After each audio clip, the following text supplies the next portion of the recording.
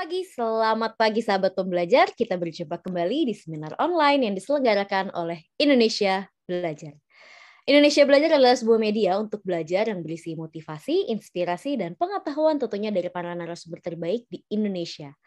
Hadir dalam platform mobile aplikasi yang sahabat pembelajar bisa langsung download ya di Google Play Store maupun di Apple App Store, dan Anda juga bisa klik di website kita di indonesiabelajar.id.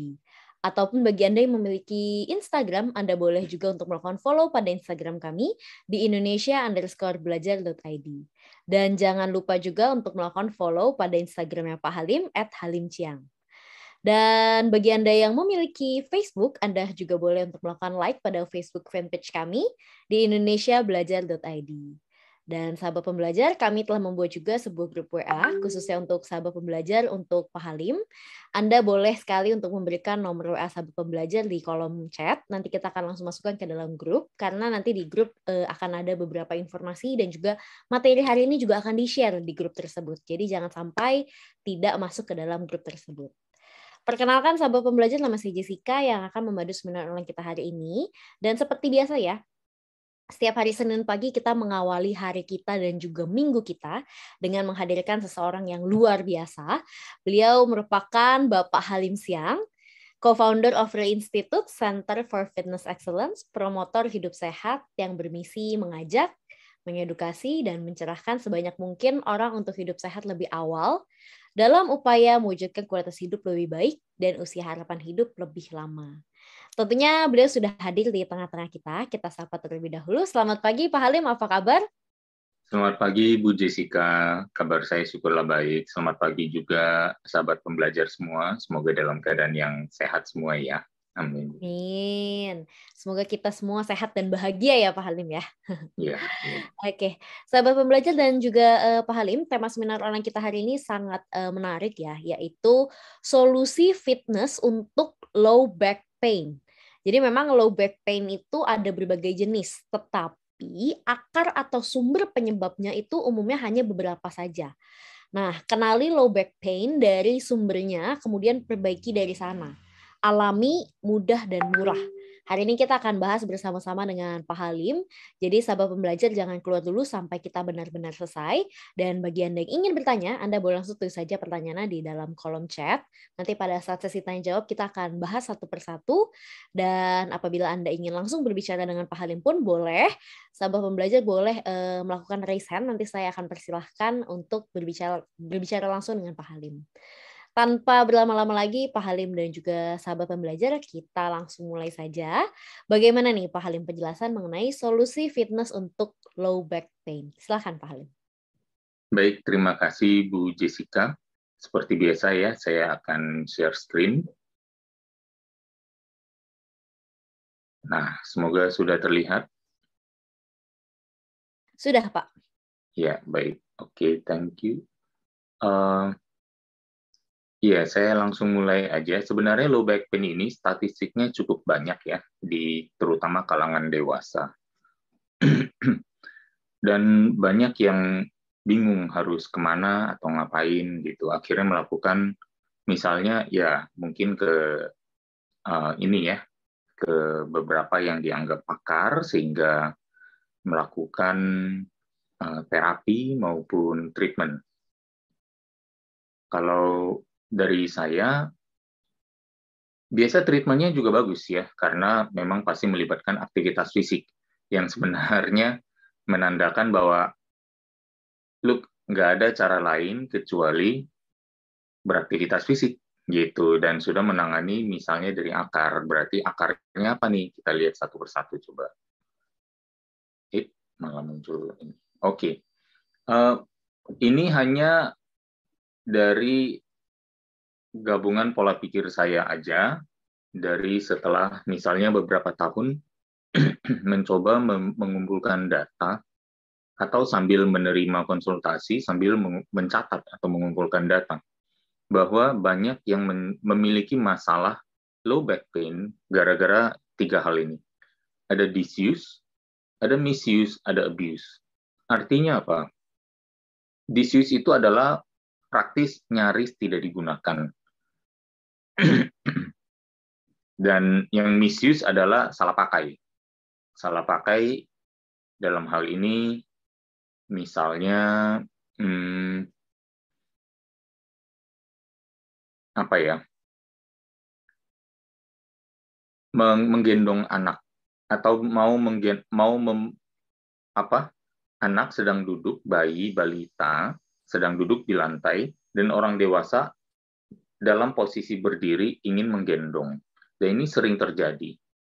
Sampai ada seorang klien saya mengisahkan waktu sebelum waktu anaknya masih kecil ya. Waktu saya tangani anaknya sudah ikut wamil di Singapura.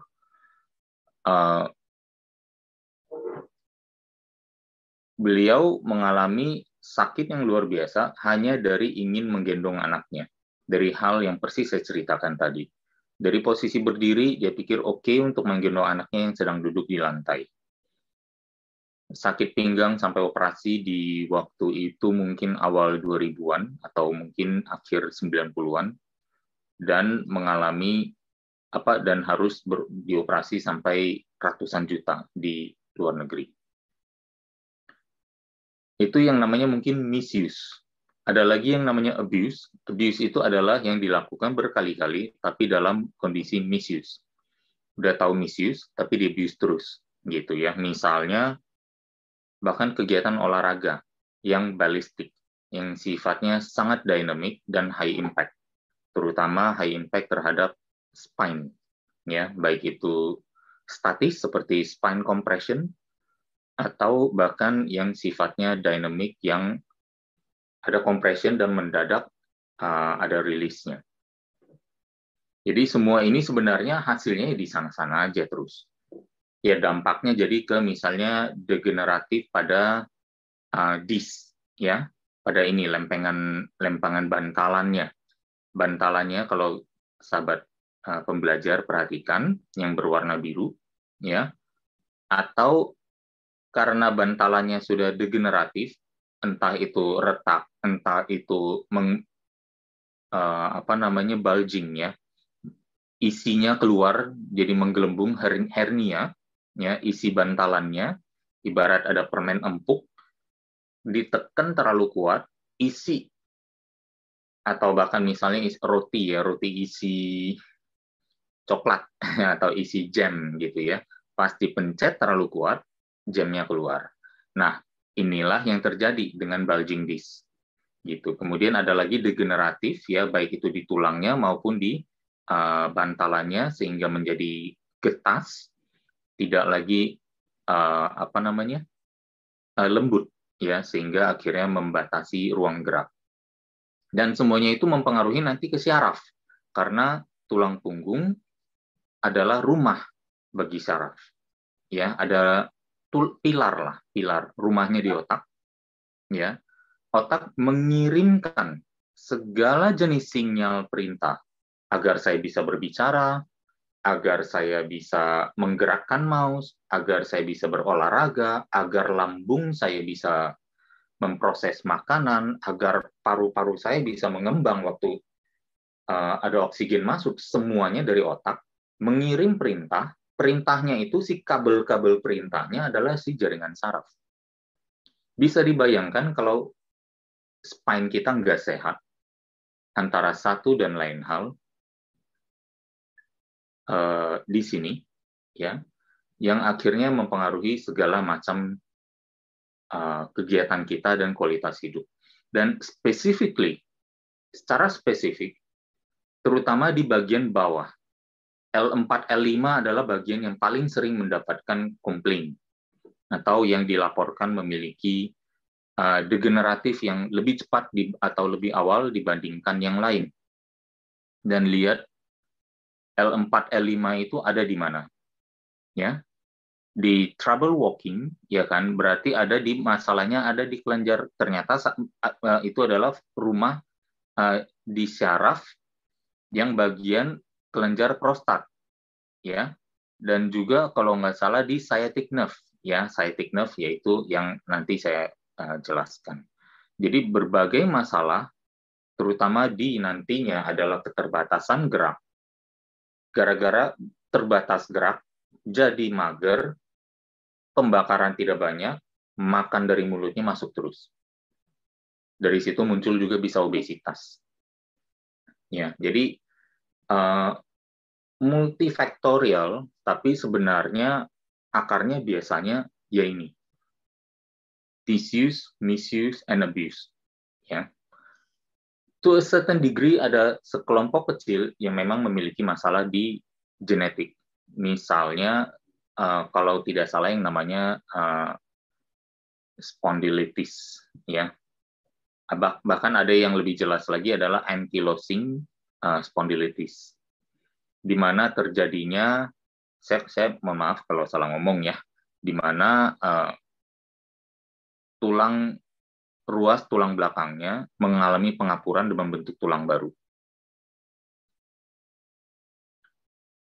Dan saya memiliki sahabat juga yang ada problem di sana, dan mereka memiliki support group di dalam WhatsApp. Ya, beliau menceritakan bahwa ini adalah kondisi genetik. Beliau satu-satunya yang fitness. Sahabatnya di dalam grup tersebut yang memiliki masalah yang sama tidak fitness. Sorry to say, ini masalahnya pengapuran sampai bisa mungkin menghimpit, merusak, atau memutuskan saraf di sana yang bisa menyebabkan kematian. Beberapa temannya di dalam grup memang sudah meninggal, ya, sudah tutup usia karena hal tersebut. Beliau sampai hari ini bertahan dan mengkreditkan pola hidup fitness untuk ternyata membuat ototnya kuat, sehingga mungkin berpotensi mengarahkan pengapurannya ke tempat lain, sehingga tidak menyentuh syarafnya, dan ototnya itulah yang melindungi syarafnya. It's a gamble, tapi so far it's paying off for him, gitu. Ya, jadi saya rasa ini manfaatnya besar sekali, baik itu misuse, disuse, dan abuse yang bisa dicegah, maupun beberapa kondisi ekstrim seperti pengapuran pada tulang belakang yang sifatnya bawaan. Dan itu saja masih bisa menolong dalam skala yang sangat besar, dalam magnitudo yang besar sekali. Ya, kita lanjut. Nah, berarti apa nih? Kita lihat salah satu keluhannya selalu adalah duduk terlalu lama, pola gerak yang minim, tetapi dibarengi dengan apa? Dengan penambahan berat badan, yang akhirnya membuat orang itu obesitas dan terjadinya penekanan berat badannya sendiri dan tekanan pada saat duduk. Itulah yang membuat spine compression across semua ruas. Ya, kurang gerak, resistensi insulin dan segala macamnya. Ya, ada inflamasi yang who knows bisa jadi apa juga. Dan ini beberapa di gambar tengah ya, ada gambaran tentang bantalan tentang ini sepertinya kok kurang. Nah, ini bantalan normal, ada yang terhernia, yang sudah bulging, ya, ada yang degeneratif, ya, gambar tengah, dan ada yang sudah severe, ya, osteophyte namanya. Jadi kita bisa melihat bahwa ini bisa terjadi gara-gara apa? Tekanan itu, ya, vertical compression, kompresi yang sifatnya garis lurus vertikal. Berarti apa yang membuatnya tetap berada dalam kondisi normal? Ada nih namanya si otot-otot yang menempel di tulang-tulang di setiap ruas tulang belakang itu, yang menjaganya karena massa ketebalan ototnya masih bagus dan kekuatannya tinggi, sehingga memiliki kemampuan untuk menyangga, melindungi dari tekanan itu. Ya, otot penyangga yang lemah. Ini yang saya maksud tadi, otot-otot kecil di setiap ruas. perlu diperkuat. Ada nggak gerakan fitness untuk melakukan ini? Banyak. Dilakukan nggak? Tergantung mau apa enggak. Ya gitu. Jadi ironisnya kita di Indonesia seperti ini. Makanan sehat itu apa? Misalnya aneka jenis sayuran, protein, misalnya makanan sehat, ya makanan utuh, bukan makanan proses. Tahu nggak? Tahu. Dilakukan nggak? Enggak. Ya, olahraga manfaatnya banyak nggak? Banyak. Tahu manfaatnya banyak? Tahu.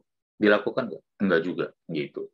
Jadi hanya dengan mengetahui, hanya dengan mengikuti seminar ini dan memiliki pengetahuannya, hanya setengah jalan. Memiliki pengetahuan tidak membuat otot kita bertambah kuat. Memiliki pengetahuannya tidak membuat otot kita bertambah tinggi masanya. Ya, melatihnya, memanfaatkan atau taking action terhadap pengetahuan tersebut adalah kekuatan atau power yang sesungguhnya. Tidak memahami peraturan tubuh. Ini juga ya. Jadi ini sumber-sumbernya nih ya. Jadi bukan sumbernya di sini gitu. Kalau mau kalau mau masalahnya selesai, atasi dari sumber gitu. Ini adalah spine kita di gambar sebelah kiri ya. Yang hitam-hitam ini adalah derajat ruang gerak, kemampuan gerak, kapasitas gerak dari tulang belakang kita sepanjang ketinggian itu. Dari atas sampai ke bawah. Jadi semakin hitamnya lebar, jadi ruang geraknya baik itu berotasi ya, melakukan di bawahnya ada tulisan nih, flexion extension. Flexion extension kalau dilihat dari samping. Nah, ini kalau misalnya sahabat membelajar melihat dari samping ya, gambar paling kiri ya, ini adalah gambar tulang belakang dari samping, fleksi ekstensi. Itu kemampuannya. Jadi di tengah-tengah ini kemampuannya sangat rendah. Yang banyaknya itu dari bawah atau dari atas. Ya. Kemudian ada lateral fleksi. Nah, sekarang lihat ke gambar yang kedua, yang gambar tulang belakang yang dari belakang, ya. Gambar tulang belakang dari belakang ini, ya, spine, itu adalah di yang hitam-hitam yang tengah, lateral flexion. Lateral flexion ternyata cukup rata. Jadi adalah kemampuan untuk melakukan fleksi ke samping, ya, baik ke kiri maupun ke kanan. Jadi melakukan gerakan ini cukup rata sepanjang spine. Dan yang harus diperhatikan adalah rotasi. Ya, kalau rotasi, ya, atas banyak kemampuannya melakukan rotasi. Ya, tapi di bawah kecil sedikit ruangnya, dan di bawah mungkin area L4, L5 itu justru malah ada ruang gerak yang jarang kita pakai. Hanya karena apa? Mungkin itu awal masalahnya. Dari L1 sampai L3-nya mungkin sangat terbatas, sehingga 4 dan 5 ikut terbawa dan jarang diaktifkan. Apalagi banyak kena di sebagai dua ruas terakhir yang mungkin memiliki titik bantalan yang dekat dengan waktu posisi duduk. Dan kadang waktu duduk pun kita menghempas, dan itu bisa jadi menimbulkan masalah juga. Gitu. Dengan mengetahui karakteristik gerak daripada tulang belakang kita, dengan mengetahui inilah peraturan tubuh kita, dan mengetahui apa saja yang menimbulkan, kita udah tahu langkah pertama adalah untuk tidak memperburuknya dengan mengulang. Tidak memperburuk, tidak mengulang disuse, tidak mengulang misuse, tidak mengulang abuse. 3 hal ini harus kita camkan dan kita terapkan, apply dalam kehidupan kita sehari-hari. Jadi apa saja berarti terjadi, perlu adanya evaluasi pola hidup.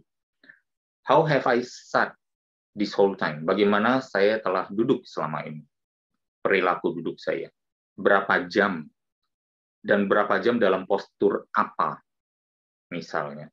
Kemudian ada lagi gitu. Waktu saya bergerak, saya punya anak nggak balita di rumah atau bayi yang sering saya gendong.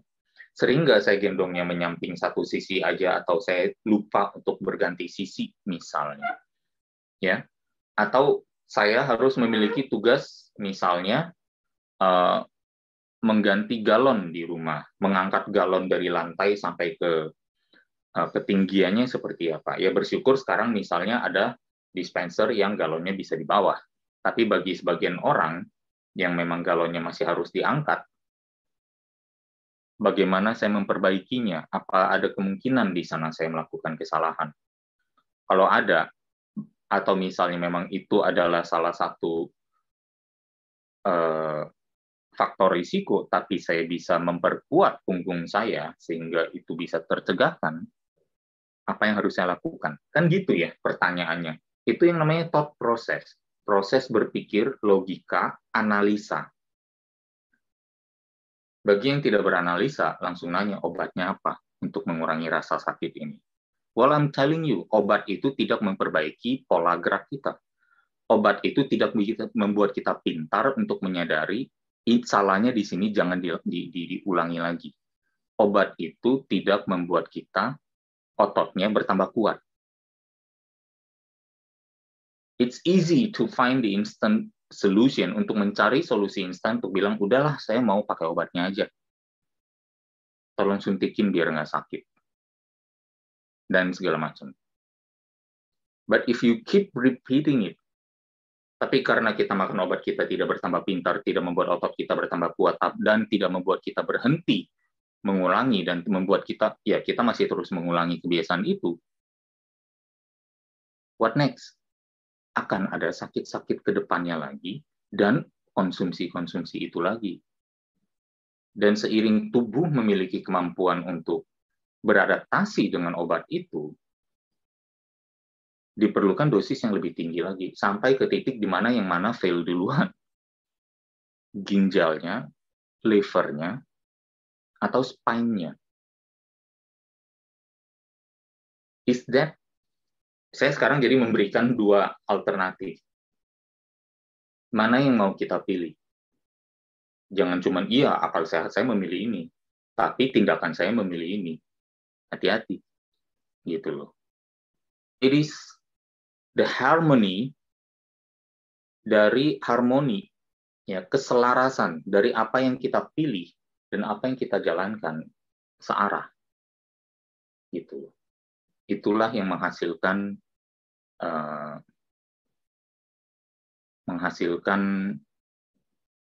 kebermanfaatan untuk diri kita sendiri. Ini juga pernah saya tampilkan, ya. Ini ceritanya spine-nya, dan kita bisa lihat tadi ada otot-ototnya, ya. Nah, ini adalah satu gambaran kira-kira bayangkan ototnya ini di dalam seperti apa. Nah, begitu banyak otot. Di dalam tubuh manusia ada 600 otot rangka. Saya ulang lagi. Apa yang sudah kita lakukan untuk melatihnya, memperkuatnya? Merekalah yang berjasa menopang setiap ruas sendi kita. What have you done to it? Have you been kind? Ataukah disuse, misuse, dan abuse?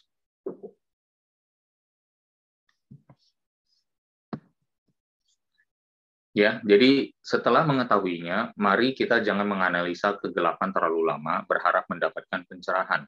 Analisalah terang, di sanalah pencerahan terjadi. Ini adalah lapisan paling dalam tulang otot punggung kita. Ya, dari spine muscle, dari atas, dari base tengkorak kita, sampai ke tulang ekor. Banyak sekali otot-ototnya. Oh, berarti banyak gerakan dong.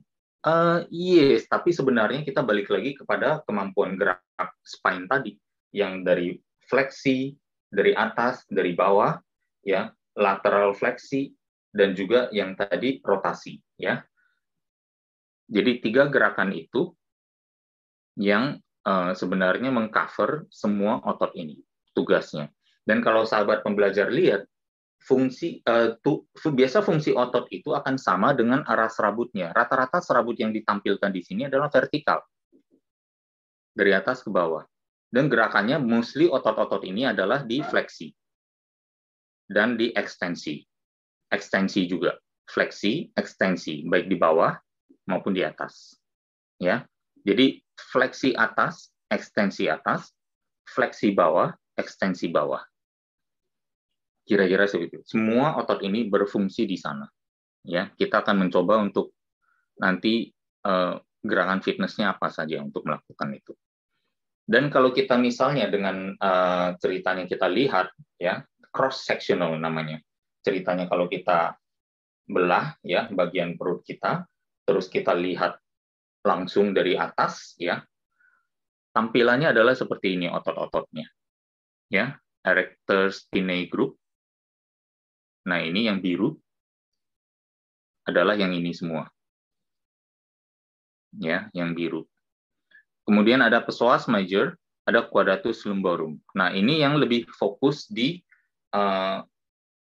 sifatnya lateral fleksi. Kemudian nanti ada lagi yang sifatnya external oblique dan internal oblique. Oblique yang tidak diberi lingkaran ini, eksternal dan internal yang nanti ke rotasi sedikit. Ya. Jadi kita bisa melihat bahwa inilah fungsi tugas geraknya. Ini otot-ototnya yang justru di QL dan psoas muscle yang berhubungan dengan ini. Ini adalah L4 L5. Tolong misalnya bagi yang mau lebih spesifik atau lebih teliti melihat di kursor yang atau kursor panah yang saya jalankan sekarang. L4 L5. Nah, otot-otot ini menempel di L4 L5 sehingga perlu dilatih juga. Psoas major fungsi geraknya apa? QL fungsi geraknya apa? Kita aktifkan, kita kuatkan di sana, L4 L5-nya aman. Pasti. Meskipun saya bukan chiropractor, meskipun saya bukan sports therapist, atau saya tidak bergerak di sports medicine, atau apapun juga namanya, ya. Dan saya perlu ulangi bahwa di sini tidak ada medical advice. Ya. Ini hanyalah masukan dari perspektif fungsi tubuh manusia, which theoretically tidak salah, gitu ya.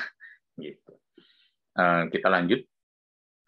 Nah, solusinya apa nih sekarang? Perbaiki komposisi tubuh. Salah satu yang menyebabkan disuse ya adalah kurang berolahraga. Misuse ya adalah dengan menempatkan otot-otot tulang belakang kita pada beban yang berlebih, ya bahkan juga termasuk abuse di sana karena sifatnya kronis dan menahun juga bisa, ya. Memperbaiki komposisi tubuh, ya turunkan lemak dan tentunya memperkuat otot punggung. Nah ini perkuat otot penyangganya. Ini sebenarnya dari plank, tapi yang sifatnya dinamik dari atas. Ya terjadi fleksi dan ekstensi dari bahu, ya. Dan sebenarnya dengan fleksi ekstensi bahu ini terjadi juga yang namanya scapular, tulang punggung kita, tulang belikat, ya, mengalami yang namanya kenaikan, yang namanya elevation, shoulders elevation dan shoulders depression. Ya, shoulder elevation and depression, ya, shoulder blades, ya, sekaligus adanya juga keterlibatan otot-otot yang namanya serratus anterior. Nah, ketiga otot ini, pundak, ya, trapezius, rhomboids, middle trapezius, dan serratus, dan bahkan di belakangnya, ya, yang ada kalau nggak salah ini subscapularis, ya, dilatih dengan cukup intens. Ini lapisan atas, tadi kalau sahabat pembelajar lihat, ini lapisan terdalam, ada lapisan keduanya, nanti ada lapisan ketiganya, yang paling luar. Nah, ini adalah lapisan luarnya, otot-otot besar. Otot-otot besar ini, kalau sedang dilatih, di dalamnya otot-otot kecil itu menjadi yang namanya berkontraksi secara statis. Karena kalau sahabat pembelajar lihat yang dilakukan di gerakan ini, baik sedang maju maupun mundur, tulang belakangnya statis, tidak terjadi pembungkukan atau fleksi atau ekstensi. Karena tidak terjadi fleksi ekstensi, otot di dalamnya mengalami yang namanya static contraction. Otot di atasnya yang bekerja. Ya, static contraction adalah jenis latihan olahraga beban juga untuk tulang-tulang otot-otot dalam itu yang lebih kecil itu, lapisan pertama yang paling dalam. Ya, jadi bisa kita lihat di sini bahwa kita menghandle otot spine kita langsung directly ke tempatnya. Ini juga ya, ini yang namanya spine extension ya, spine extension. Sahabat pembelajar lihat bahwa sebenarnya kita menggunakan lengan kita sebagai beban untuk menekan ke bawah, tapi kita lawan balik ya, supaya terjadinya penambahan kekuatan di menegadah ya, seolah-olah seperti itu, supaya waktu kita spine kita dari bungkuk nanti berakhirnya di seperti garis titik hitam ini, sedikit arch ya, dan ini adalah areanya. Lingkar titik hitam ini ya adalah area tempat penguatan spine extension tadi, terutama di daerah cervical dan thoracic. Ya.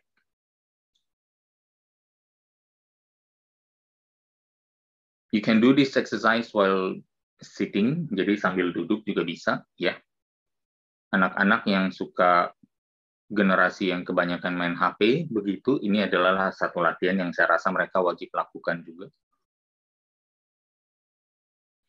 Dan ada lagi yang namanya rotasi. Ya. Rotasi ini bisa dengan resistance band, ya, untuk obliques eksternal maupun internal. Yang di kiri adalah eksternal, yang kanan adalah internal. Ya, soal ini sebenarnya tidak berhubungan dengan gambar di bawah directly. Ini lebih kepada sudut di mana sebenarnya sudut terluar kita bisa berotasi. Kebanyakan dari kita tidak lebih dari ini. Lebih kurang mungkin 45%, tapi kalau mau di narrow lagi lebih kurang hanya 30% ke kiri maupun ke kanan. Ini katakan 0%, 0 derajat, ya, 30 derajat ke kanan, 30 derajat ke kiri. Jadi bahkan lebih kecil lagi sudutnya daripada gambar yang ada di slide. Setidaknya gambar yang ada di slide adalah outer limit. Ya. Salah satu tips untuk melakukan ini adalah waktu memegang handle-nya, resistance band, grip di mana kita memegang, sisinya kalau kita memegang dengan tangan kanan dan kita bungkus dengan tangan kiri, ya, gerakannya adalah masuk ke kiri. Ya, jadi ke kiri. Dengan aktivitas pegang di kanan, masuk ke kiri, itulah obliques. Ya. Salah nggak kalau misalnya mau masuk ke kiri, pegang kiri? Nggak salah. Itu yang namanya kebalikannya. Ya. Tapi itu bisa jadi otot lapis yang kedua di punggung yang mungkin akan lebih kena. Gitu. Jadi gerakan ini aja berarti ada 4 variasi. Pegang kanan, masuk ke kanan, pegang kanan masuk ke kiri, pegang kanan keluar ke kanan, pegang kiri masuk ke kanan, pegang kiri keluar ke kiri. Ya, jadi ada 4 variasi untuk latihan ini dan semuanya bisa dilakukan dengan resistance band. Udah bisa ya, bisa diikat di mana aja, baik di pintu atau di mana ya.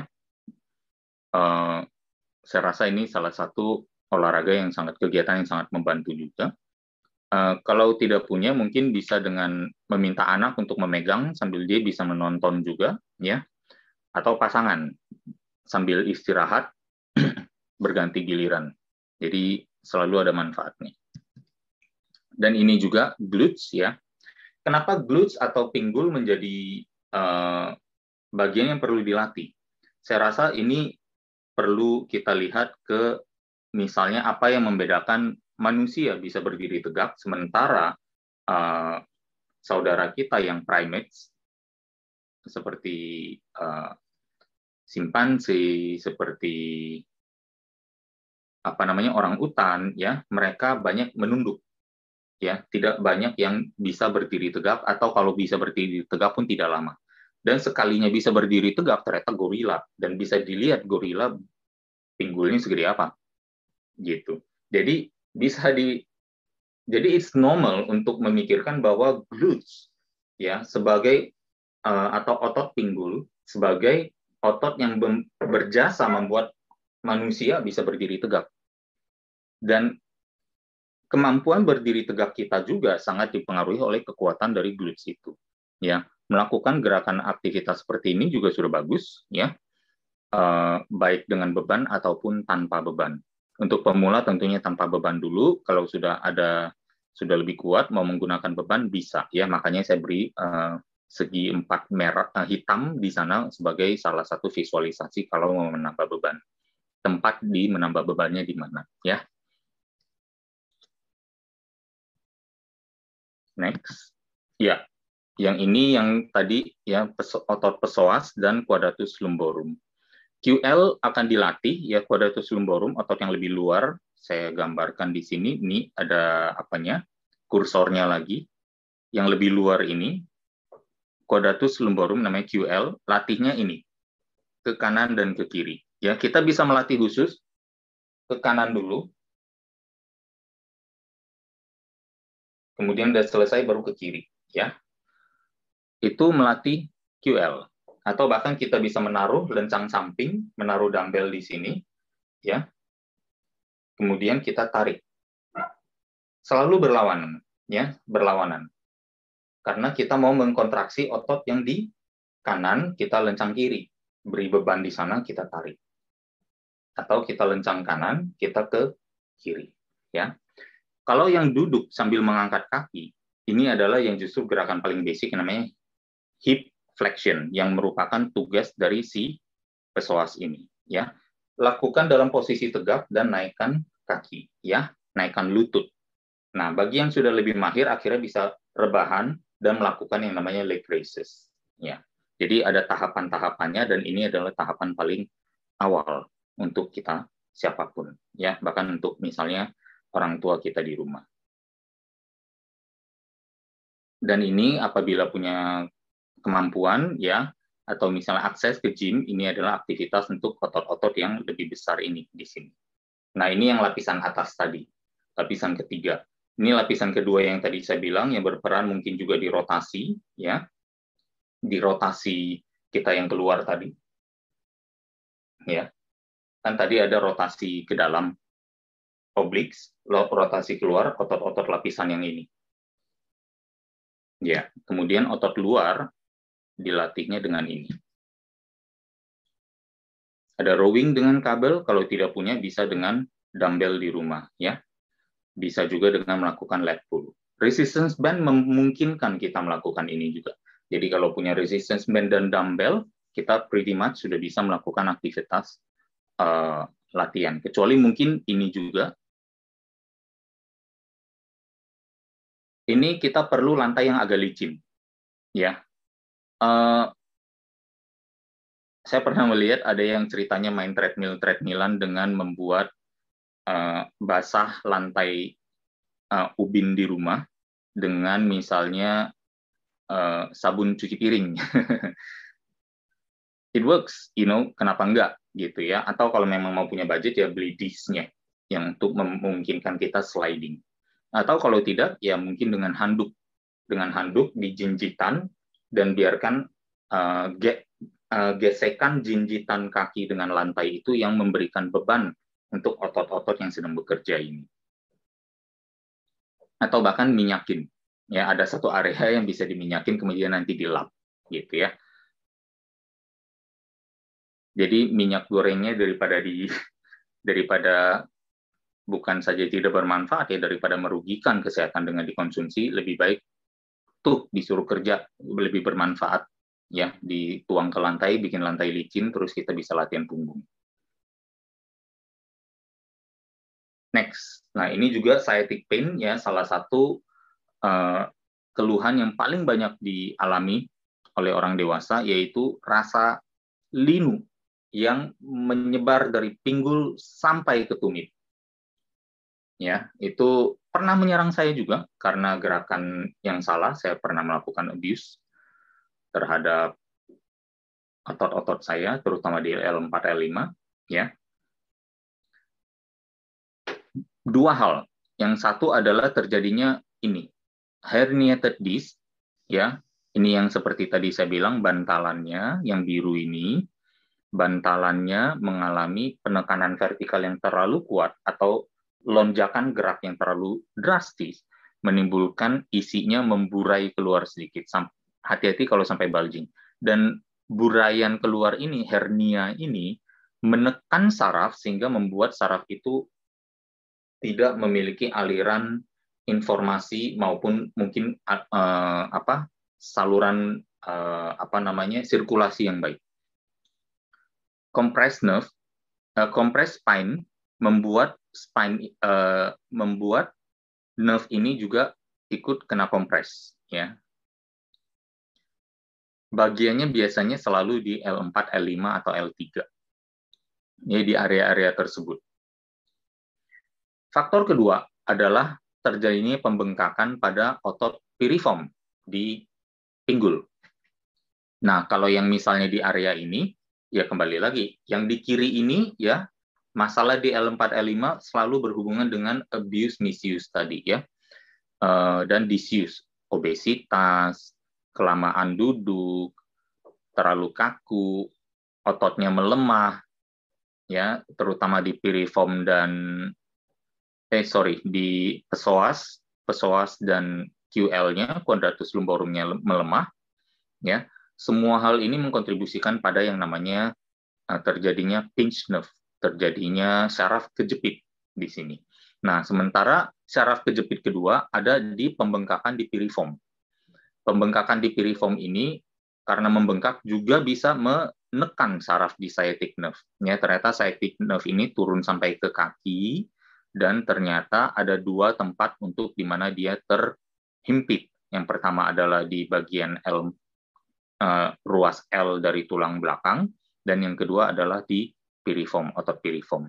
Nah, untuk sciatic yang masalah sampai di herniated disc, mungkin masalahnya agak sedikit lama, ya, dan penyembuhannya lebih lama juga. Gitu. Tapi setidaknya area tersebut bisa diperkuat dengan gerakan-gerakan di atas. Jadi terapinya adalah memperkuat otot supaya tidak lagi terjadi penekanan.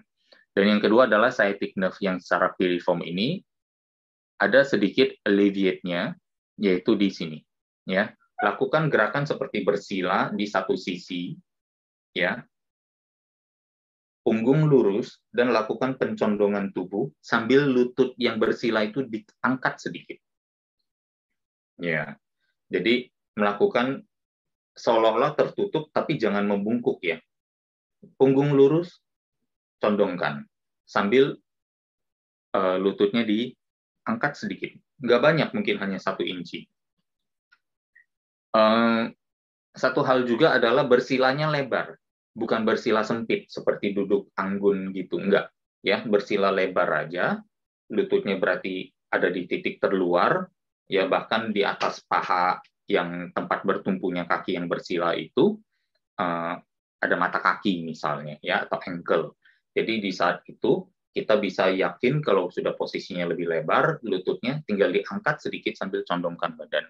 Ya, ini akan membuat piriform ketarik, ya, piriform yang membengkak, ya, atau meradang itu ketarik, dibikin lebih langsing untuk sementara waktu dan melegakan si sciatic nerve yang lagi terhimpit. Nah, itu kira-kira mungkin salah satu triknya ya, pertolongan pertama ya. Jadi sekali lagi bukan untuk diulang-ulangi cederanya atau masalahnya di piriform ya dengan hentakan-hentakan atau otot-otot pinggul ya. Tapi pada saat yang sama ya tentunya ini bukan jadi apa ya? Satu, jangan dibiarkan ini berulang gitu loh. Salah satunya biasanya katanya adalah pria yang suka memakai dompet masih di bagian pinggul. Nah, bagian dompet di pinggul ini adalah menekan piriform membuatnya jadi radang, atau piriformnya tidak radang pun sudah langsung menekan di sciatic nerve-nya, ya, atau di saraf sciatic-nya. Jadi solusinya adalah mematuhi peraturan tubuh, ya. Bayangkan kalau si bapak itu klien saya memungut, menggunakan kata memungut ya, memulai menggendong pick up anaknya dari posisi jongkok, squat dan naik. Ya, akan jauh lebih aman daripada kalau dia memulai gendong anaknya seperti gambar di kiri. Jadi, ya, intinya adalah air mendidih karena ada api yang menyala memanaskan panci. Cara mengatasinya adalah memadamkan apinya, bukan mengambil tutup panci supaya gelembung air yang mendidih tidak kelihatan. Masalah punggung, apinya ada di tidak dipakai atau tidak pernah ditantang, misuse, salah guna, dan abuse, terlalu memaksakan pada otot, yang terikat pada tulang belakang. Solusinya adalah menghormati tulang belakang dan otot-ototnya dengan cara memperkuat area tersebut, baik secara spesifik maupun menyeluruh. Bukan menanyakan tutup apa yang cocok untuk panci ini, berapa diameter tutupnya, terbuat dari bahan apa baiknya si tutup itu, atau bahkan berapa lama pancinya harus ditutup. Melupakan apinya yang perlu dimatikan. Bukan itu. Ya. Memiliki logika berpikir ini adalah penting untuk fungsionalitas kita jangka panjang. Ingatlah bahwa tulang belakang adalah penyangga sistem saraf kita. Tanpanya tubuh kita lumpuh, tak berfungsi. Ya. Jadi demikian adanya. Semoga presentasi hari ini bisa bermanfaat dan saya mohon maaf apabila ada kekurangan ataupun kata-kata yang kurang berkenan. Saya kembalikan lagi ke Bu Jessica. Luar biasa sekali, terima kasih Pak Halim. Tentunya materinya sangat berinspirasi, menginspirasi kita semua di sini ya. Oke, baik sahabat pembelajar, bagi yang ingin bertanya, Anda boleh langsung tulis saja pertanyaannya di dalam kolom chat, nanti kita akan bahas satu persatu. Nah, ini kebetulan sudah ada beberapa yang bertanya. Saya akan menanggapi pertanyaan Bapak Jin. Materinya bisa minta nggak ya? Bisa Pak, nanti materinya akan kita share di dalam grup. Jadi tolong berikan saja nomor WA sahabat pembelajar Bapak Jin, nanti kita akan langsung masukkan ke dalam grup. Nah, ini ada pertanyaan dari Ibu Elfrida. Dumbbellnya minimal berapa kilo ya Coach? Dan berapa repetisi per minggu? Silahkan Pak Halim. Iya, Bu Elfrida, dumbbellnya berapa kilo tergantung kemampuan masing-masing, gitu ya. Dan repetisinya, saya rasa melatih otot punggung itu maksimum 2 kali per minggu juga cukup, ya, kalau diberikan intensitas yang cukup.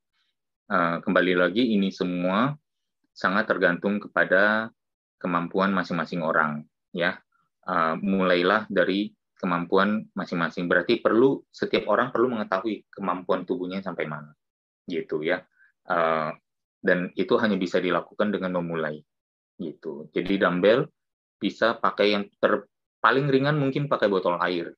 Pakai botol air, sekarang ada botol yang kecil yang 300 ml. Kalau terlalu ringan ya mungkin yang 600 ml, baru pelan-pelan ke yang dumbbell sepasang 1 kilo. Ya. Mau nggak mau nanti naik pelan-pelan sehingga akhirnya dumbbellnya yang dikoleksi bisa menjadi sampai 5 kilo gitu ya, sepasang gitu. Jadi itu adalah investasi yang saya rasa baik, positif, ya, murah. Kita waktu mau naik beban baru beli, dumbbellnya dalam 2 hari datang juga masih sempat gitu ya. Jadi ada konsep menyicil juga, nggak harus diborong sekalian dulu. Nggak harus lengkap dari awal baru mulai olahraga. Jadi semoga bisa terjawab Bu Elfrida. Yang penting kita harus mulai saja terlebih dahulu ya Pak Halim ya. Kalau tidak mulai kita tidak akan tahu kita sampai mana. Oke, terima kasih Pak Halim, Ibu Elfrida, semoga terjawab. Kita lanjut lagi ke pertanyaan Ibu Maria. Coach, kalau gerakan berenang itu ada tips nggak untuk back pain ini? Saya pernah misuse dan sakit, tapi dengan PT, dilatih gerakan balik. It works. Kalau salah gerak ya Coach, saya nggak diurut. kadang urut makin membuat hancur keadaan. Ya, mungkin Pak Halim ingin menanggapi, silakan. Ya, makasih Bu Maria pertanyaannya. Saya rasa gerakan berenang mungkin terutama lebih spesifiknya adalah gaya katak ya atau gaya bebas. Nah, gaya bebas sendiri kalau kita perhatikan mirip dengan gerakan pertama tadi, plank yang maju mundur, dan ada satu lagi gerakan yang untuk otot pinggul gitu. Karena kan mengepakkan kaki di dalam air merupakan bentuk dari back extension atau bukan back extension sebenarnya, hip extension yang merupakan fungsi dari si pinggul gitu ya. Jadi kalau tidak punya air atau tidak punya kolam renang pun masih bisa melakukan kegiatannya dengan memimik gerakan itu dalam latihan beban di darat gitu ya. Jadi jangan sampai merasa saya nggak punya kolam renang jadi saya treatment atau terapi atau bahkan pencegahannya atau upaya penguatan saya terbatas, tidak sama sekali ya. Jadi gerakan tadi yang saya sampaikan juga sudah menjadi alternatif apabila tidak punya kolam renang atau tidak punya akses ke sana. Semoga terjawab Bu Maria. Terima kasih Pak Halim, semoga terjawab Bu Maria. Kita lanjut lagi ke pertanyaan Bapak Syahlan. Saya sekarang mengalami pinggang sakit, terasa sakit kalau bangun tidur. Bangun dari kursi, mau menundukkan atau membungkuk. Nah, mungkin Pak Halim ada tanggapan mengenai komentar dari Bapak Syahlan. Silahkan Pak Halim. Ya Pak Syahlan, terima kasih. Seperti yang tadi disampaikan bahwa kita perlu mengevaluasi apakah kita sudah masuk dalam kebiasaan hidup kita ya maksudnya. Apakah kebiasaan hidup kita sudah masuk dalam kategori disuse, misuse, dan abuse ya. Apa saja kira-kira? Misalnya mungkin duduk terlalu lama, rebahan terlalu lama ya, atau misalnya mungkin kualitas matras tidur yang sudah mungkin memburuk sehingga terlalu cekung dan lain sebagainya ya. Atau bahkan misalnya kebiasaan tidur kita banyak menghadap kanan atau kiri, itu berpengaruh juga kepada QL ya, atau quadratus lumborumnya. Dianalisa lalu lakukan penyeimbangnya dan penawarnya dengan cara memperkuat ya.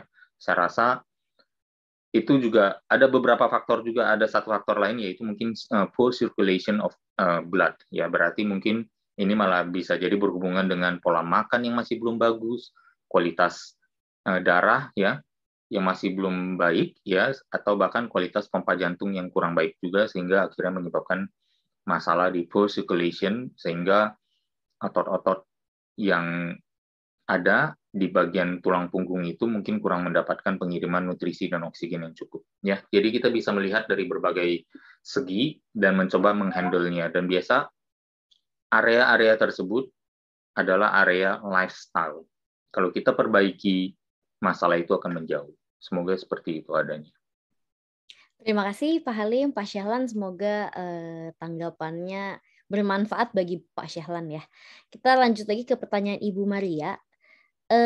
Sciatia nerve, kaki yang disila itu yang sakit ya coach?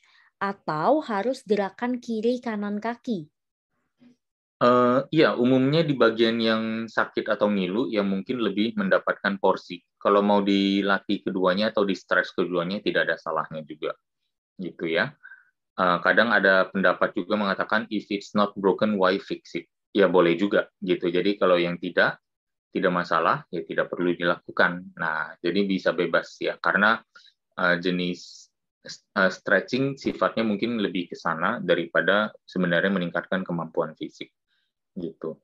Jadi silakan dilakukan aja. Saya perlu mengklarifikasi dulu, stretching tidak meningkatkan kemampuan fisik dalam arti fungsional ya, karena seperti yang saya pernah sampaikan di seminar Indonesia Belajar di topik stretching ya, bahwa stretching itu lebih kepada relaksasi ya, merupakan satu postural relaksasi. Kita tidak bisa ceritanya nih duduk lemes, menghela nafas panjang, seolah-olah tugas sudah selesai dan kita mau beristirahat. Dalam kondisi stres kita tidak bisa melakukan itu, gitu. Tetapi waktu kita stres, kita mencoba melakukan itu, maka a relaxed sensation muncul. Dengan postur kita membuat feeling emosional dan hormon juga bisa berbeda. Gitu. Demikian halnya juga dengan stretching. Stretching adalah bahasa tubuh untuk relaksasi. Ya. Jadi melakukan stretching memberikan efek relaksasi. Jadi bukan di efek peningkatan performa. Karena performa biasa berbicara tentang kekuatan, agilitas, daya tahan, dan lain sebagainya. Hampir tidak pernah tentang kelenturan. Bahkan kelenturan sendiri adalah kemampuan untuk bisa stretch dan contract dengan cukup dynamic, bukan stretch statis gitu ya. Dan ini adalah bentuk stretch statis, jadi yang sifatnya bukan aktivitas olah fisik yang untuk memperkuat area tertentu. Ini adalah satu bentuk pertolongan pertama aja. Ya, kira-kira seperti itu. Terima kasih Pak Halim, semoga terjawab ya.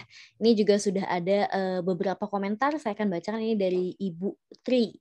Keren, thanks Coach. Dan ada dari Pak Ferdi, pencerahan datang dari terang, bukan analisa dari gelap. Note to self, thanks Coach. Nah, ini ada dari Ibu Elfrida, terima kasih banyak Coach, lengkap banget. Ada dari Pak Syahlan, terima kasih Coach atas informasinya sangat jelas. Nah, ini ada pertanyaan dari Ibu Naomi. Sekitar 15 tahun lalu, saya sering main bulu tangkis. Dan saya merasa bagian tubuh saya itu agak miring ke kiri, karena sering ambil bola sebelah kiri. Lalu ketika punya anak, saya lebih sering gendong anak di sebelah kiri.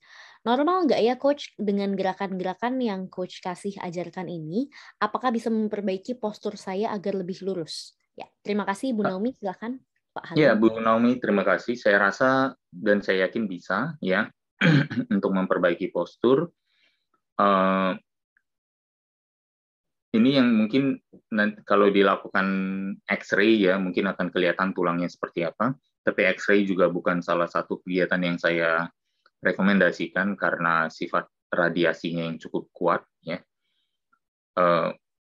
Lebih kepada setelah menganalisa, bagus sekali Bu Naomi udah melakukan analisa terhadap pola hidup dan kebiasaan dari dulu. Ada potensi misuse, disuse, dan abuse di mana sudah diketahui, sehingga mengambil tindakan di sini ya. Memang mau tidak mau kita self analisis karena apa?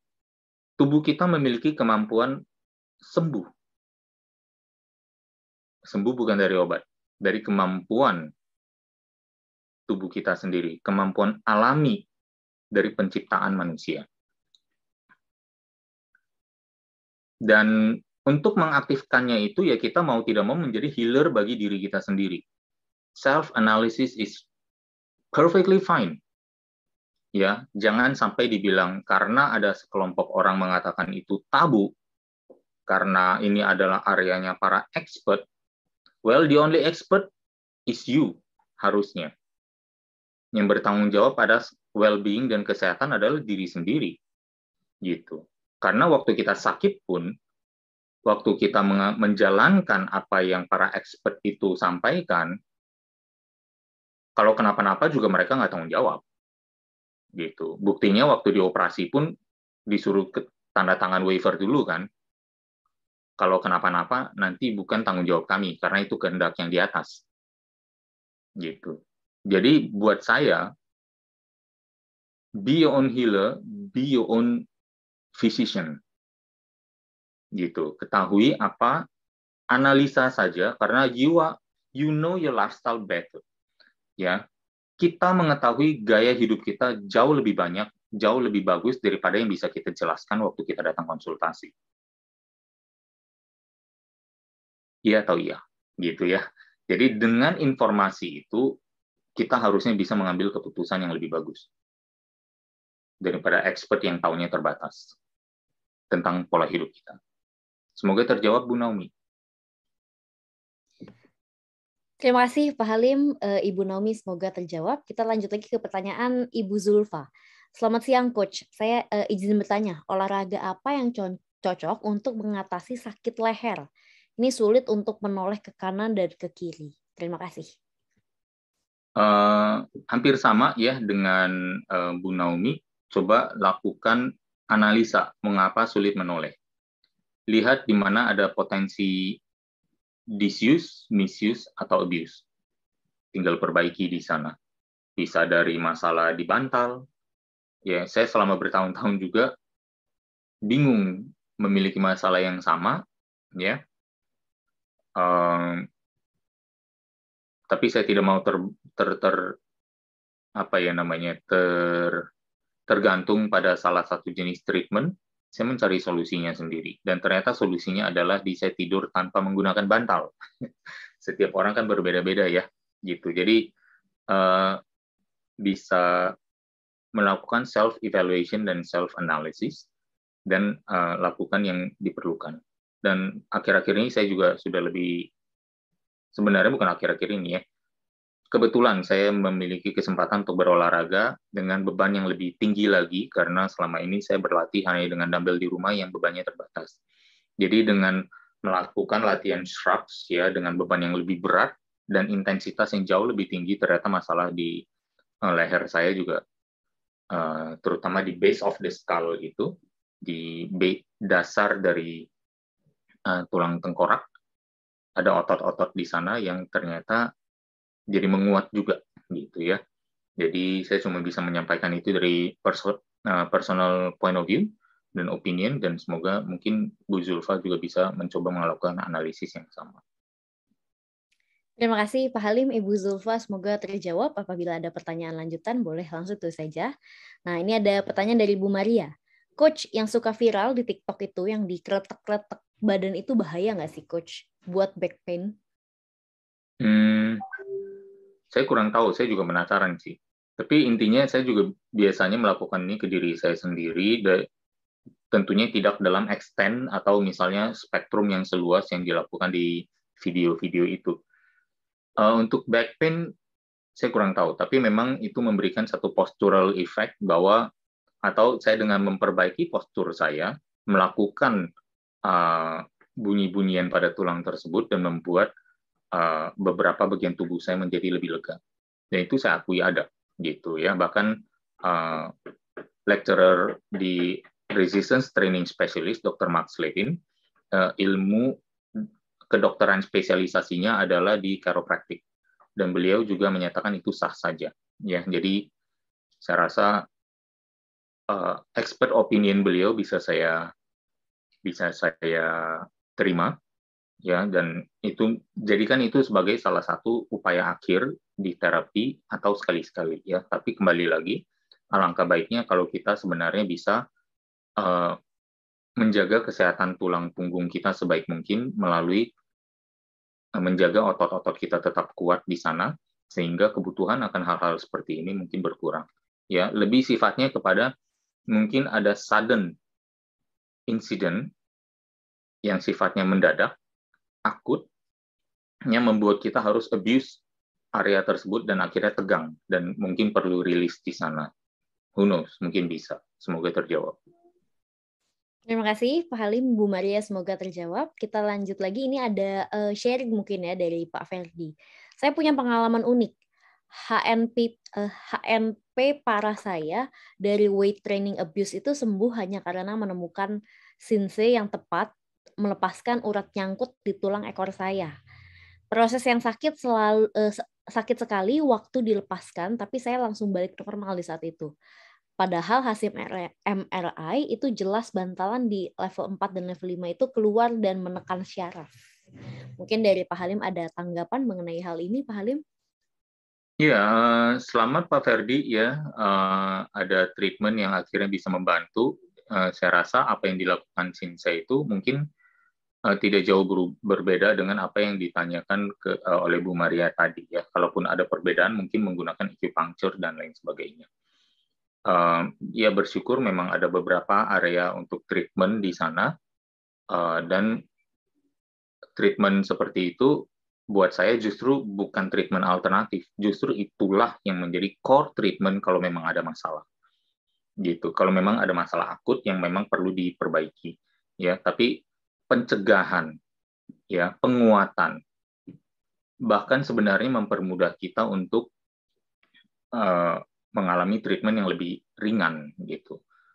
Kalau ini kan yaitu syukurlah disadari bahwa weight trainingnya abuse. Jadi bukan salah di weight trainingnya, tapi karena salah di melakukannya.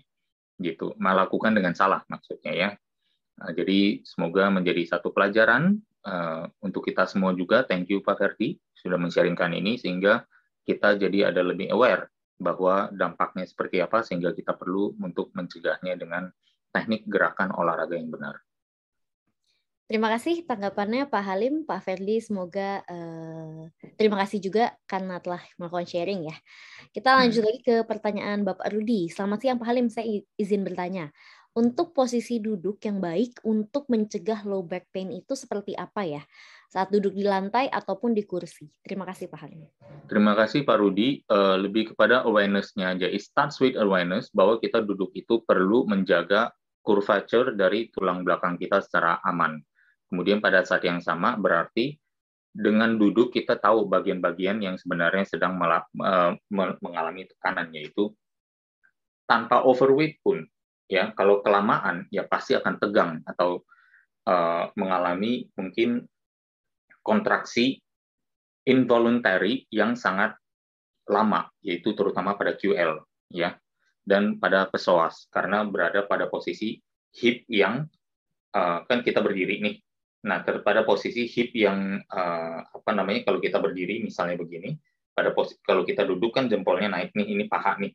Nah, terjadi hip flexion dan pada saat yang sama terjadi tekanan sehingga QL juga melakukan terjadi kontraksi. Dan itu mungkin ada yang voluntary, ada yang involuntary. Dan itu yang membuat mereka mungkin berkontraksi paling banyak. Awareness untuk menjaga postur saat duduk dan memberikan waktu expired duduk untuk melegakan bagian-bagian tersebut, saya rasa adalah kebiasaan yang penting untuk kita miliki terus-menerus. Atau sekali waktu, saya rasa kalau misalnya merasakan hal itu di meja kantor ya atau di saat bekerja di kantor atau di rumah, mungkin baiknya misalnya dealing dengan laptop itu adalah dalam posisi berdiri, gitu. Bisa jadi ide juga bahwa posisi meja kantor kita adalah posisi berdiri. Oke. Terima kasih Pak Halim, Pak Rudi, semoga terjawab. Ini ada dari Bu Maria. Coach, di kepala saya itu sudah terbentuk opini kalau pain itu dipaksakan gerak. Kadang saya minum obat painkiller untuk bisa tetap gerak. Tapi kadang lebih enak. Apa cara saya ini berbahaya jika jangka panjang atau ada solusi untuk tetap latihan, Coach? Saya rasa yang perlu diperbaiki adalah opini yang di dalam otaknya itu, di dalam kepala, ya, gitu. Bahwa itu bukan sesuatu untuk diperpetuate. Kalau kita sebenarnya dengan mengajukan pertanyaan ini, kita udah tahu mungkin something is wrong with that, gitu. Listen to your body, ya. Coba dengar apa pesan tubuh kita. Kalau udah sakit, ya kan, bukan dipaksakan gerak, mungkin diatasi dulu, diperbaiki dulu, ya, dengan cara-cara alami, dengan treatment yang tadi saya bilang primer utama, ya. Kebanyakan dari bahasa-bahasa sekarang yang ada di masyarakat mengatakan bahwa, oh, kalau ke Shinsei itu alternatif. Don't get me wrong, justru yang Shinsei itu bisa jadi adalah yang utama gitu loh. Kita terlalu bahkan di brainwash di sini. Kembali lagi ke bentuk opini di sini bahwa si kelompok expert jas putih itulah yang merupakan yang paling utama, yang lainnya alternatif gitu. It's the other way around for me ya. Gitu. Kalau painkiller sekali lagi itu kan seperti membawa tutup panci untuk menutup air panas yang mendidih. Masalahnya adalah dengan painkiller yang kita merasa kita bisa bergerak, dan gerakan yang salah itu kita ulang, tapi painkiller itu bekerja untuk mengatakan, oh, itu nggak kenapa-napa di area tersebut. Area tersebut makin parah nggak? Nah, jadi gitu ya. Mungkin semoga terjawab di sana, Bu Maria. Kalau latihan berarti ya kembali lagi, perlu teknik yang baik ya agar tidak salah bukan adalah tanggung jawab kita sebenarnya untuk mengetahui teknik gerakan yang baik. Kalau tidak tahu, tanyakan gitu ya kepada misalnya para ahlinya, trainer di gym misalnya. Dan hati-hati, banyak trainer juga yang kurang berpengetahuan sehingga menjadi agak sulit gitu. Jadi ya semoga lah ada kita selalu underestimate dalam bentuk jenis tantangannya, misalnya geraknya, tetapi saat kita underestimate di sana, kita bisa mengkompensasi dengan menantangnya dengan lebih berat, gitu ya. Jadi ada yang namanya kualitas dan kuantitas. Dari segi kualitas kita amankan, kemudian kita tingkatkan tantangannya dari yang aman itu dengan beban yang sedikit mungkin lebih berat. Semoga bisa terjawab, Bu. Ya. Terima kasih Pak Halim. Ini ada komentar juga dari Pak Ferdi. Setuju, naturopath is way better, coach. Thank you Pak Ferdi. Baik, pertanyaan Bu Maria sekaligus menutup perjumpaan kita hari ini, sahabat pembelajar. Terima kasih, dan terima kasih juga Pak Halim sudah memberikan materi yang sangat inspiratif. Terima kasih juga sahabat pembelajar untuk karena telah hadir di tengah-tengah kita. Mungkin sebelum kita tutup, Pak Halim boleh memberikan sebuah dua patah kata untuk closing statement-nya. Silakan Pak. Ya, baik. Terima kasih Bu Jessica. Terima kasih sahabat pembelajar ya sudah bersedia mendengarkan saya mengoceh selama 1 jam ini. Semoga bermanfaat. Ya, keep doing aja ya. Dalam arti kita terus untuk meningkatkan kualitas hidup kita dengan pola hidup yang sehat. Ya, jangan pernah meremehkan kemampuan tubuh alami kita ya. Seperti itu aja, semoga bermanfaat adanya dan bisa dijalankan. Terima kasih, kita semoga ketemu lagi minggu depan. Oh ya, tapi minggu depan saya mungkin mau nggak mau harus izin ya untuk 2 minggu ke depan karena saya ada di Bali untuk pelatihan Rain Institute. Kemudian langsung minggu berikutnya ada di Samarinda. Jadi mohon maaf sekali, saya untuk 2 minggu ke depan tidak bisa hadir, tapi semoga setelahnya, minggu sesudahnya lagi, mungkin awal Maret, sudah bisa lagi untuk bertemu dengan sahabat pembelajar. Baik. Terima kasih, luar biasa sekali Pak Halim. Terima kasih juga sahabat pembelajar. Saya akan ingatkan bagi sahabat pembelajar yang belum masuk ke dalam WA Group, boleh sekali untuk masuk ke dalam WA Group dengan memberikan nomor WA sahabat pembelajar, karena materi kita hari ini akan langsung di-share di dalam grup juga. Dan bagi Anda yang ingin melakukan reka ulang, ini kita akan proses dulu dan kita akan langsung masukkan ke YouTube di Indonesia Belajar Official. Jadi sahabat pembelajar bisa langsung reka ulang juga untuk video-video ini. Nggak hanya untuk episode ini, tapi episode-episode sebelumnya juga ada di YouTube-nya kita. Jangan lupa untuk dilakukan subscribe dan juga di-like. Terima kasih, luar biasa sekali Pak Halim. Kita akan berjumpa di 2 minggu berikutnya. Bagi sahabat pembelajar, mungkin boleh buka mic-nya, kita ucapkan terima kasih kepada Pak Halim. Saya Jessica dan seluruh kru tim Indonesia Belajar mohon undur diri. Terima kasih, sampai jumpa. Stay safe and stay healthy. Thank you. Terima kasih semuanya.